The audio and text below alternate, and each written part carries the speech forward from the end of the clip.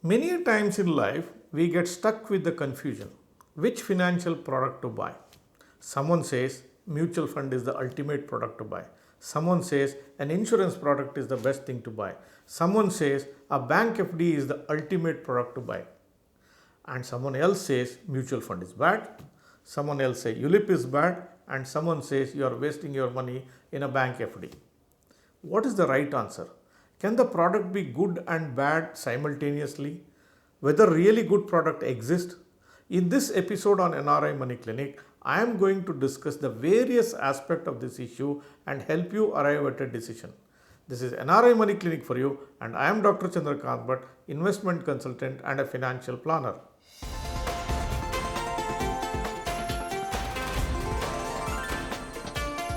NRI Money Clinic.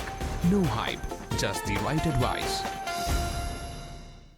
During the course of my practice, somebody walks into my office and he says, I want to buy this particular product. What do you think, Dr. Bhatt? Is it a good product to buy or not? I get into a discussion with him. I consider various aspects of his story and say, this is an excellent product that you have zeroed in on. Please proceed with this. A couple of hours later, another person comes to me and he asks me the same question. He comes with the same product. And again, I'll set into a discussion mode with him. And after the discussion, I will inform the same customer, no, this is not a good product for you to buy. This is a hopelessly bad product for you. How did I mention for two different customers the same product, labeling it as good or labeling it as bad? Is it a bad product or is it a good product? What made me say this is good for one person and this is not good for the other person? In reality, there is nothing called a good product or a bad product. It is your circumstances which will decide whether this is a good product for you or this is not such a good product for you. It's your circumstances. What are you looking for in a product? What are the product's features? What's happening in your life? Is it suitable from that circumstances? Can you afford the level of subscription the product is asking for? These are all the things which will decide whether this product is a good product for you or not. I will explain with the help of a small example here. Now, if a customer A has a stable job and the product that he is considering has a contractual obligation to pay for next 20 years, and looking at his employment, what he is earning and the stability of his job, and if I feel that yes, he can maintain his cash flows and he can pay for this product for next 20 years, I would have remarked to him, yes, this is a good product. It has everything that you are looking for. I don't foresee any problems in funding this particular plan over next 20 years. And I would have given him the green signal.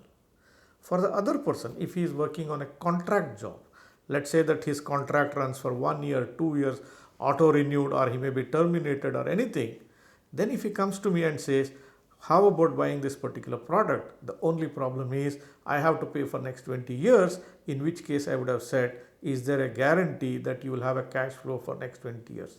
If I was not convinced about the cash flow he is able to tie up for next 20 years, I would have labeled the same product as not a suitable one, it's not good for him. So the same product I see in two different circumstances depending on what's happening in a customer's life. So here there is nothing to do with the product being good or bad. It's a question of whether you fit into the product properly or not. If you search through YouTube, there is no dearth of people who evaluate products for you and they will write opinion about that. What do they consider in the product? Most of these people are Excel sheet experts. They put everything on Excel sheet and brand it as a good product or brand it as a bad product. What are the two things that they consider? The two things that they basically consider here is the cost of the plan and the return potential. If the return potential is high, if one product is giving you 10% return and another product is giving you 12% return, they will say 12% return product is the best product. If one product has got a cost of 1.5% of the invested amount and another product has a cost of 1.4% of the invested amount, they will say the product with 1.5% cost is a bad product. So these are Excel sheet experts. In real life, Excel sheet has a great utility, but it has its limitations. Not in many places Excel sheets works. For example, your Excel sheets will not work in your life. Your life doesn't go like an Excel sheet. Your career doesn't go like an Excel sheet, and your investments will also not go like an Excel sheet. So Excel sheet is a great tool, but it has limitations when it comes to the financial planning as well. Now let us look at some of the examples. Now on the internet, it has become a fashion to say endowment plans of insurance companies are useless. But if you look at the statistics of insurance company products in India, you will be surprised to see it is the endowment products which are selling the highest. Why is it like that? If it were to be really a bad product, why are people buying? Now don't get into the argument that it's because of the agents who are pushing this product it is selling. I don't buy this argument. Yes, agency can be a problem, but just because agents are pushing, the products are not being sold. There is something somewhere it must be applying to the person who is buying into it. That is why these are selling it in large numbers.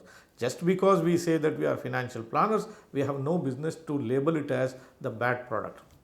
Why someone is buying into this endowment plan? To know this, you should understand how the life happens in a village circumstance.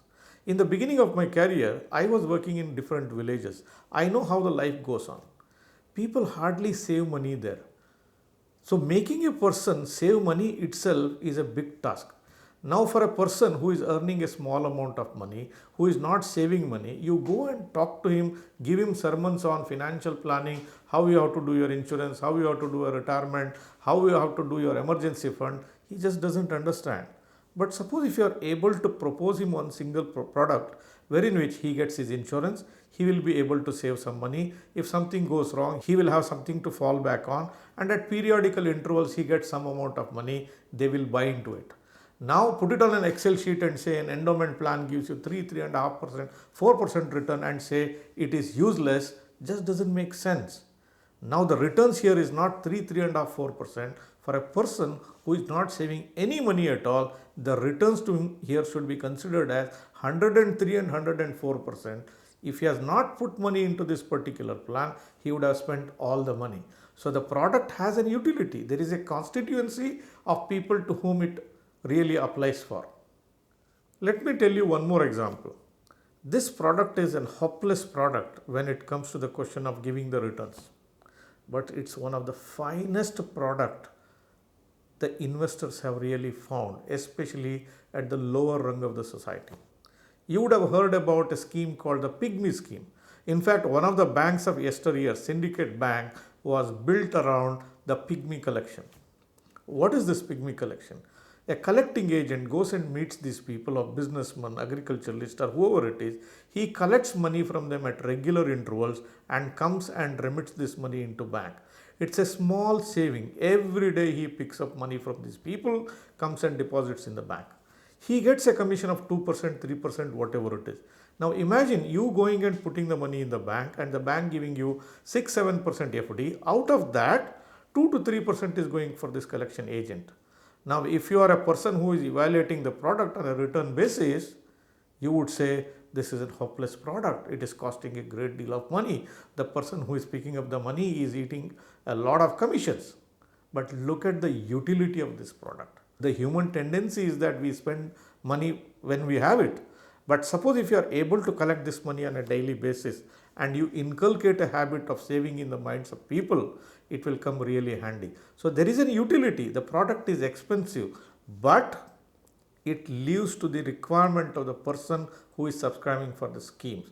Similarly, we had post office RD accounts or the post office saving accounts. Similar way, the agents of post office used to collect money from different businessmen or agriculturalists or small time businessmen, and they were depositing in the post office.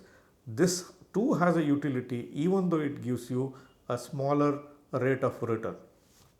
Let us look at another raging controversy or raging argument which is going on the internet. Whether mutual funds are best or whether ULIPs are best. ULIPs are hopeless products, somebody will say. Somebody will say mutual fund is the ultimate product. Is it true? The answer lies again in your circumstances. Answer lies with respect to person's affordability. The answer lies for what purpose you are using it. Now, in case of mutual funds and the ULIPs, both work on the stock market principle. So your money gets invested in the markets. Both will give you the same rate of returns, but they differ in taxation perspectives. They differ with respect to the regulators. Now, in case of mutual funds, you have to pay 10% taxes on your profits. Whereas in case of ULIP plans, you have to pay no taxes provided your insurance coverage is 10 times of the money that you are paying every year as a premium. Now look at the cost difference in the beginning. Mutual funds may not have any entry load. A ULIP plan will have some small entry load to start with. But if you calculate the proper impact of this entry load versus the taxes that has to be paid at the end of the term, for certain section of the people, ULIPs appear to be a far better product than the mutual fund. So just to say a mutual fund is the best and ULIPs is bad, or the ULIPs is the best and mutual funds are bad, is having a myopic opinion about these two products. You need to evaluate the circumstances, whether a person can afford it or not, whether it suits him or not. Only then we can say this product is suitable to you or this product is not suitable to you. We have no business to say that this product is good and this product is bad. Now let us look at another raging controversy which is running on the internet. Some people recommend only term insurance. Some people are fans of whole of life plans. There is one set of people who say whole of life plans are useless. Is it the truth? The answer lies in seeing what's happening today. There are set of people who have purchased whole of life plans. There are set of people who have bought term insurance plan. Both the set of people have run into problems now because of this COVID-19 situation. People have lost jobs in large numbers. People have got lesser salaries, salary cuts, pay cuts of 20%, 30%, 50% and kind of a thing. And there is a financial strain. What are these two sets of people doing? The person with a term insurance is the one who stops paying into the term insurance plan. I'm not generalizing it. I'm not saying everybody is stopping into that. But when people are confronted with a situation of financial strain, they decide to stop this particular plan. When I ask them, why do you want to do this? They say, we can't afford to pay.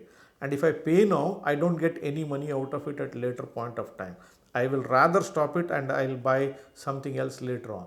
This is the real life arguments I am hearing from people. A similar argument will come from the other set of people, persons who have bought whole of life plans. But because of the nature of the plan, that plan allows them the flexibility.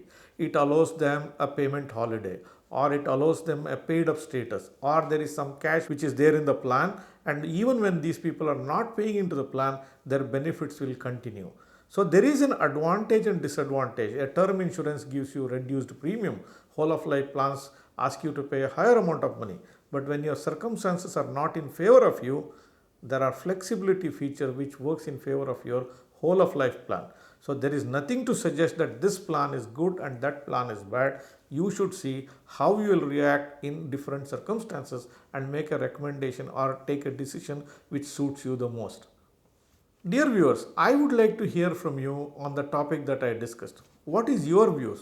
Please comment below. So next time, whenever you hear this kind of an argument that this product is best or this product is best or this product is bad, take it with a pinch of salt. Somebody is trying to impress upon you with his point of view. In reality, there is nothing called a good or a bad product which really exists. Every product has good features into it. Every product has not so good features into it. Whether you fit into this product, whether it applies to your life, that's all the thing which matters.